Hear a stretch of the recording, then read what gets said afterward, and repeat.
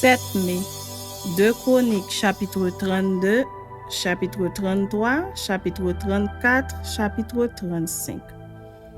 Après ces choses et ces actes de fidélité, parut Sanchérib, roi d'Assyrie, qui pénétra en Juda et assiégea les villes fortes dans l'intention de s'en emparer. Ézéchias, voyant que Sanchérib était venu et qu'il se proposait d'attaquer Jérusalem, tint conseil avec ses chefs et ses hommes vaillants, afin de boucher les sources d'eau qui étaient hors de la ville, et ils furent de son avis. Une foule de gens se rassemblèrent, et ils bouchèrent toutes les sources et le ruisseau qui coule au milieu de la contrée. Pourquoi, disait-il, les rois d'Assyrie trouveraient-ils à leur arrivée des eaux en abondance? Ézéchias prit courage.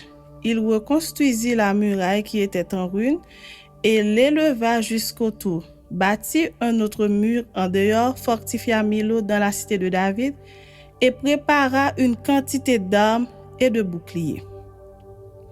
Il donna des chefs militaires au peuple et les réunit auprès de lui sur la place de la porte de la ville. S'adressant à leur cœur, il dit: Fortifiez-vous et ayez du courage. Ne craignez point et ne soyez point effrayés devant le roi d'Assyrie et devant toute la multitude qui est avec lui. Car avec nous, il y a plus qu'avec lui. Avec lui est un bras de chair et avec nous l'Éternel notre Dieu qui nous aidera et qui combattra pour nous. Le peuple eut confiance dans les paroles d'Ézéchias, roi de Juda. Après cela, Sanchérib, roi d'Assyrie, envoya ses serviteurs à Jérusalem pendant qu'il était devant Lachis avec toutes ses forces. Il les envoya vers Ézéchias, roi de Juda, et vers tous ceux de Juda qui étaient à Jérusalem pour leur dire: Ainsi parle Sanchérib, roi d'Assyrie. Sur quoi repose votre confiance pour que vous restiez à Jérusalem dans la détresse? Ézéchias ne vous abuse-t-il pas pour vous livrer à la mort par la famine et par la soif quand il dit: L'Éternel notre Dieu nous sauvera de la main du roi d'Assyrie? N'est-ce pas lui, Ézéchias, qui a fait disparaître les hauts lieux et les autels de l'Éternel et qui a donné ce temps à Juda et à Jérusalem? Vous vous prosternerez devant un seul autel et vous y offrirez les parfums? Ne savez-vous pas ce que nous avons fait, moi et mes pères, à tous les peuples des autres pays? Les dieux des nations de ces pays ont-ils pu délivrer leur pays de ma main? Parmi tous les dieux de ces nations que mes pères ont exterminés, quel est celui qui a pu délivrer son peuple de ma main pour que votre Dieu puisse vous délivrer de ma main? Qu'Ézéchias ne vous séduise donc point et qu'il ne vous abuse point ainsi. Ne vous fiez pas à lui, car aucun Dieu d'aucune nation, ni d'aucun royaume n'a pu délivrer son peuple de ma main et de la main de mes pères. Combien moins votre Dieu vous délivrera-t-il de ma main? Les serviteurs de Sanchérib parlèrent encore contre l'Éternel Dieu et contre Ézéchias son serviteur. Et il envoya une lettre insultante pour l'Éternel, le Dieu d'Israël, en s'exprimant ainsi contre lui. De même que les dieux des nations des autres pays n'ont pu délivrer leur peuple de ma main, de même le Dieu d'Ézéchias ne délivrera pas son peuple de ma main. Les serviteurs de Sanchérib crièrent à haute voix en langue judaïque, afin de jeter l'effroi et l'épouvante parmi le peuple de Jérusalem qui était sur la muraille, et de pouvoir ainsi s'emparer de la ville. Ils parlèrent du Dieu de Jérusalem comme des dieux des peuples de la terre, ouvrage de mains d'hommes. Le roi Ézéchias et le prophète Isaïe, fils d'Amoz, se mirent à prier à ce sujet, et ils crièrent au ciel. Alors l'Éternel envoya un ange qui extermina dans le camp du roi d'Assyrie tous les vaillants hommes, les princes et les chefs. Et le roi confus retourna dans son pays. Il entra dans la maison de son Dieu, et là, ceux qui étaient sortis de ses entrailles le firent tomber par l'épée. Ainsi l'Éternel sauva Ézéchias et les habitants de Jérusalem de la main de Sanchérib, roi d'Assyrie, et de la main de tous, et il les protégea contre ceux qui les entouraient. Beaucoup de gens apportèrent dans Jérusalem des offrandes à l'Éternel et de riches présents à Ézéchias, roi de Juda, qui depuis lors fut élevé aux yeux de toutes les nations. En ce temps-là, Ézéchias fut malade à la mort. Il fit une prière à l'Éternel, et l'Éternel lui adressa la parole et lui accorda un prodige. Mais Ézéchias ne répondit point au bienfait qu'il avait reçu, car son cœur s'éleva, et la colère de l'Éternel fut sur lui, sur Juda et sur Jérusalem. Alors Ézéchias, du sein de son orgueil, s'humilia avec les habitants de Jérusalem, et la colère de l'Éternel ne vint pas sur eux pendant la vie d'Ézéchias. Ézéchias eut beaucoup de richesses et de gloire. Il se fit des trésors d'argent, d'or, de pierres précieuses, d'aromates, de boucliers et de tous les objets qu'on peut désirer. Des magasins pour les produits en blé, en mou et en huile, des crèches pour toute espèce de bétail et des étables pour tous les troupeaux. Il se bâtit des villes et il y eut en abondance des troupeaux de menus et de gros bétail, car Dieu lui avait donné des biens considérables. Ce fut aussi lui, Ézéchias, qui boucha l'issue supérieure des eaux de Gihon et les conduisit en bas vers l'occident de la cité de David. Ézéchias réussit dans toutes ses entreprises. Cependant, lorsque les chefs de Babylone envoyèrent des messagers auprès de lui pour s'informer du prodige qui avait eu lieu dans le pays, Dieu l'abandonna pour l'éprouver, afin de connaître tout ce qui était dans son cœur. Le reste des actions d'Ézéchias et ses œuvres de piété, cela est écrit dans la vision du prophète Ésaïe, fils d'Amoz, dans le livre des rois de Juda et d'Israël. Ézéchias se coucha avec ses pères et on l'enterra dans le lieu le plus élevé des sépulcres des fils de David. Tout Juda et les habitants de Jérusalem lui rendirent honneur à sa mort, et Manassé son fils régna à sa place. Chapitre 33.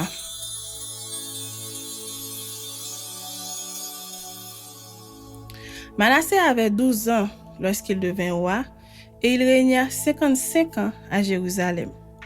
Il fit ce qui est mal aux yeux de l'Éternel, selon les abominations des nations que l'Éternel avait chassées devant les enfants d'Israël.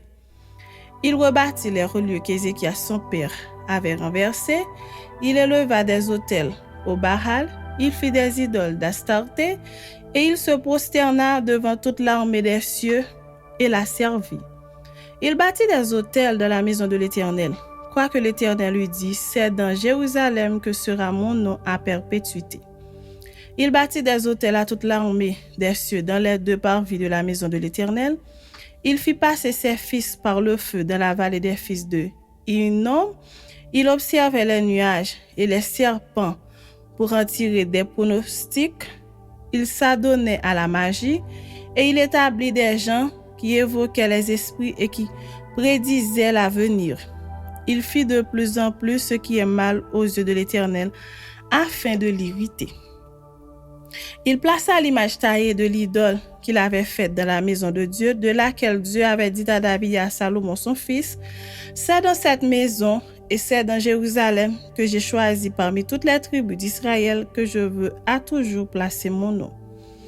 Je ne ferai plus sortir Israël du pays que j'ai destiné à vos pères, pourvu seulement qu'ils aient soin de mettre en pratique tout ce que je leur ai commandé, selon toute la loi, les préceptes et les ordonnances prescrits par Moïse. » Mais Manassé fut cause que Juda et les habitants de Jérusalem s'égarèrent et firent le mal plus que les nations que l'Éternel avait détruites devant les enfants d'Israël. L'Éternel parla à Manassé et à son peuple, et ils n'y firent point attention. Alors l'Éternel fit venir contre eux les chefs de l'armée du roi d'Assyrie, qui saisirent Manassé et le mirent dans les fers. Ils le lièrent avec des chaînes d'airain et le menèrent à Babylone. Lorsqu'il fut dans la détresse, il implora l'Éternel son Dieu, et il s'humilia profondément devant le Dieu de ses pères. Il lui adressa ses prières, et l'Éternel, se laissant fléchir, exauça ses supplications et le ramena à Jérusalem dans son royaume, et Manassé reconnut que l'Éternel est Dieu. Après cela, il bâtit en dehors de la ville de David, à l'occident vers Gihon, dans la vallée, un mur qui se prolongeait jusqu'à la porte des poissons et dont il entoura la colline, et il s'éleva à une grande hauteur. Il mit aussi des chefs militaires dans toutes les villes fortes de Juda. Il fit disparaître de la maison de l'Éternel les dieux étrangers et l'idole, et il renversa tous les autels qu'il avait bâtis sur la montagne de la maison de l'Éternel et à Jérusalem, et il les jeta hors de la ville. Il rétablit l'autel de l'Éternel et y offrit des sacrifices d'action de grâce et de reconnaissance, et il ordonna à Juda de servir l'Éternel, le Dieu d'Israël. Le peuple sacrifiait bien encore sur les hauts lieux, mais seulement à l'Éternel, son Dieu. Le reste des actions de Manassé, sa prière à son Dieu et les paroles des prophètes qui lui parlèrent au nom de l'Éternel, le Dieu d'Israël, cela est écrit dans les actes des rois d'Israël. Sa prière et la manière dont Dieu l'exauça, ses péchés et ses infidélités, les places où il bâtit des hauts lieux et dressa des idoles et des images taillées avant de s'être humilié. Cela est écrit dans le livre de Osaïe. Manassé se coucha avec ses pères et on l'enterra dans sa maison, et Amon son fils régna à sa place. Amon avait 22 ans lorsqu'il devint roi, et il régna 2 ans à Jérusalem. Il fit ce qui est mal aux yeux de l'Éternel, comme avait fait Manassé son père. Il sacrifia à toutes les images taillées qu'avait faites Manassé son père, et il les servit. Il ne s'humilia pas devant l'Éternel comme s'était humilié Manassé son père, car lui, Amon, se rendit de plus en plus coupable. Ses serviteurs conspirèrent contre lui et le firent mourir dans sa maison. Mais le peuple du pays frappa tous ceux qui avaient conspiré contre le roi Amon, et le peuple du pays établit roi Josias son fils à sa place. Chapitre 34. Josias avait 8 ans lorsqu'il devint roi, et il régna 31 ans à Jérusalem. Il fit ce qui est droit aux yeux de l'Éternel, et il marcha dans les voies de David son père. Il ne s'en détourna ni à droite ni à gauche. La 8e année de son règne, comme il était encore jeune, il commença à rechercher le Dieu de David son père, et la 12e année, il commença à purifier Juda et Jérusalem des hauts lieux, des idoles, des images taillées et des images en fonte. On renversa devant lui les autels des Baal, et il abattit les statues consacrées au soleil qui étaient dessus. Il brisa les idoles, les images taillées et les images en fonte, et les réduisit en poussière. Et il répandit la poussière sur les sépulcres de ceux qui leur avaient sacrifié. Et il brûla les ossements des prêtres sur leurs autels. C'est ainsi qu'il purifia Juda et Jérusalem. Dans les villes de Manassé, d'Éphraïm, de Siméon et même de Nephtali, partout au milieu de leurs ruines, il renversa les autels, il mit en pièces les idoles et les images taillées et les réduisit en poussière. Et il abattit toutes les statues consacrées au soleil dans tout le pays d'Israël. Puis il retourna à Jérusalem. La 18e année de son règne, après qu'il eut purifié le pays et la maison, il envoya Shaphan, fils d'Atsalia, Maazéja, chef de la ville, et Joach, fils de Joachaz, l'archiviste, pour réparer la maison de l'Éternel, son Dieu. Il se rendit auprès du souverain sacrificateur Ilkija, et on livra l'argent qui avait été apporté dans la maison de Dieu, et que les Lévites gardiens du seuil avaient recueilli de Manassé et d'Éphraïm, et de tout le reste d'Israël, et de tout Juda et Benjamin et des habitants de Jérusalem. On le remit entre les mains de ceux qui étaient chargés de faire exécuter l'ouvrage de la maison de l'Éternel. Et ils l'employèrent pour ceux qui travaillaient aux réparations de la maison de l'Éternel, pour les charpentiers et les maçons, pour les achats de pierres de taille et de bois destinés aux poutres et à la charpente des bâtiments qui avaient détruit les rois de Juda. Ces hommes agirent avec probité dans leur travail. Ils étaient placés sous l'inspection de Jacat et Abdias, Lévites d'entre les fils de Merari et de Zacharie, et Meshulam d'entre les fils des Kéhatites, Tous ceux des Lévites qui étaient habiles, musiciens, surveillaient les manœuvres et dirigeaient tous les ouvriers occupés aux divers travaux. Il y avait encore d'autres Lévites, secrétaires, commissaires et portiers. Au moment où l'on sortit l'argent qui avait été apporté dans la maison de l'Éternel, le sacrificateur Hilkija trouva le livre de la loi de l'Éternel donné par Moïse. Alors Hilkija prit la parole et dit à Shaphan, le secrétaire, « J'ai trouvé le livre de la loi dans la maison de l'Éternel. » Et Hilkija donna le livre à Shaphan. Shaphan apporta le livre au roi et lui rendit aussi compte en disant, « Tes serviteurs ont fait tout ce qui leur a été commandé. Ils ont amassé l'argent qui se trouvait dans la maison de l'Éternel et l'ont remis entre les mains des inspecteurs et des ouvriers. » Shaphan le secrétaire dit encore au roi, « Le sacrificateur Hilkija m'a donné un livre. » Et Shaphan le lut devant le roi. Lorsque le roi entendit les paroles de la loi, il déchira ses vêtements. Et le roi donna ce ordre à Hilkija, à Achikam, fils de Shaphan, à Abdon, fils de Miché, à Shaphan le secrétaire et à Azaja, serviteur du roi. Allez consulter l'Éternel pour moi et pour ceux qui restent en Israël et en Juda, au sujet des paroles de ce livre qu'on a trouvé, car grande est la colère de l'Éternel qui s'est répandue sur nous, parce que nos pères n'ont point observé la parole de l'Éternel et n'ont point mis en pratique tout ce qui est écrit dans ce livre. Hilkija et ceux qu'avait désigné le roi allèrent auprès de la prophétesse Hulda, femme de Shahum, fils de Tokehat, fils de Asra, gardien des vêtements. Elle habitait à Jérusalem dans l'autre quartier de la ville. Après qu'ils eurent exprimé ce qu'ils avaient à lui dire, elle leur répondit, « Ainsi parle l'Éternel, le Dieu d'Israël. Dites à l'homme qui vous a envoyé vers moi. Ainsi parle l'Éternel. Voici, je vais faire venir des malheurs sur ce lieu et sur ses habitants. Toutes les malédictions écrites dans le livre qu'on a lu devant le roi de Juda. Parce qu'ils m'ont abandonné et qu'ils ont offert des parfums à d'autres dieux, afin de m'irriter par tous les ouvrages de leurs mains, ma colère s'est répandue sur ce lieu et elle ne s'éteindra point.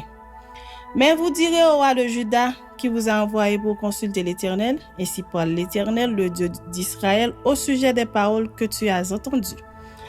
Parce que ton cœur a été touché, parce que tu t'es humilié devant Dieu en entendant ces paroles contre ce lieu et contre ses habitants, parce que tu t'es humilié devant moi, parce que tu as déchiré tes vêtements et que tu as pleuré devant moi, moi aussi j'ai entendu, dit l'Éternel. Voici, je te recueillerai auprès de tes pères, tu seras recueilli en paix dans ton sépulcre, et tes yeux ne verront pas tous les malheurs que je ferai venir sur ce lieu et sur ses habitants. » Ils rapportèrent au roi cette réponse. Le roi fit assembler tous les anciens de Juda et de Jérusalem. Puis il monta à la maison de l'Éternel avec tous les hommes de Juda et les habitants de Jérusalem, les sacrificateurs et les Lévites, et tout le peuple, depuis le plus grand jusqu'au plus petit. Il lut devant eux toutes les paroles du livre de l'Alliance qu'on avait trouvé dans la maison de l'Éternel. Le roi se tenait sur son estrade et il traita alliance devant Dieu, s'engageant à suivre l'Éternel et à observer ses ordonnances, ses préceptes et ses lois de tout son cœur et de toute son âme, afin de mettre en pratique les paroles de l'Alliance écrites dans ce livre. Il fit entrer dans l'Alliance tous ceux qui se trouvaient à Jérusalem et en Benjamin, et les habitants de Jérusalem agirent selon l'Alliance de Dieu, du Dieu de leur père. Josias fit disparaître toutes les abominations de tous les pays appartenant aux enfants d'Israël, et il obligea tous ceux qui se trouvaient en Israël à servir l'Éternel leur Dieu. Pendant toute sa vie, ils ne se détournèrent point de l'Éternel, le Dieu de leur père. Chapitre 35.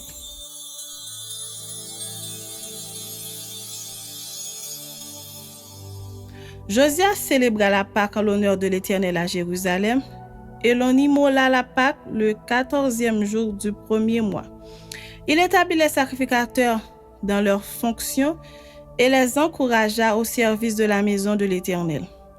Il dit aux Lévites qui enseignaient tout Israël et qui étaient consacrés à l'Éternel, placez l'arche sainte dans la maison qu'a bâtie Salomon, fils de David, roi d'Israël. Vous n'avez plus à la porter sur l'épaule. Servez maintenant l'Éternel votre Dieu et son peuple d'Israël. Tenez-vous prêts, selon vos maisons paternelles, selon vos divisions, comme l'ont réglé par écrit David, roi d'Israël et Salomon, son fils. Occupez vos places dans le sanctuaire d'après les différentes maisons paternelles de vos frères, les fils du peuple, et d'après la classification des maisons paternelles des Lévites. Immolez la Pâque, sanctifiez-vous et préparez-la pour vos frères, en vous conformant à la parole de l'Éternel prononcée par Moïse. Josias donna aux gens du peuple, à tous ceux qui se trouvaient là, des agneaux et des chevreaux au nombre de 30 000, le tout pour la Pâque et 3 000 bœufs. Cela fut pris sur les biens du roi. Ces chefs firent de bon gré un présent au peuple, aux sacrificateurs et aux Lévites, Ilkija, Zacharie et Jéhiel, princes de la maison de Dieu, donnèrent aux sacrificateurs pour la Pâque 2600 agneaux et 300 bœufs. Konania, Shemaéja et Nethanéel, ses frères Achabia, Jéhiel et Josabad, chefs des Lévites, donnèrent aux Lévites pour la Pâque 5000 agneaux et 500 bœufs. Le service s'organisa et les sacrificateurs et les Lévites occupèrent leur place selon leur division d'après l'ordre du roi. Ils immolèrent la Pâque. Les sacrificateurs répandirent le sang qu'ils recevaient de la main des Lévites et les Lévites dépouillèrent les victimes.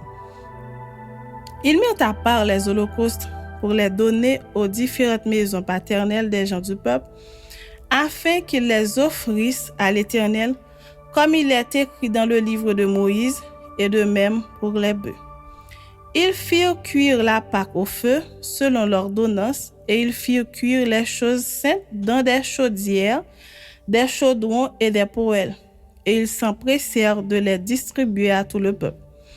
Ensuite, ils préparèrent ce qui était pour eux, et pour les sacrificateurs, car les sacrificateurs, fils d'Aaron, furent occupés jusqu'à la nuit à offrir les holocaustes et les graisses.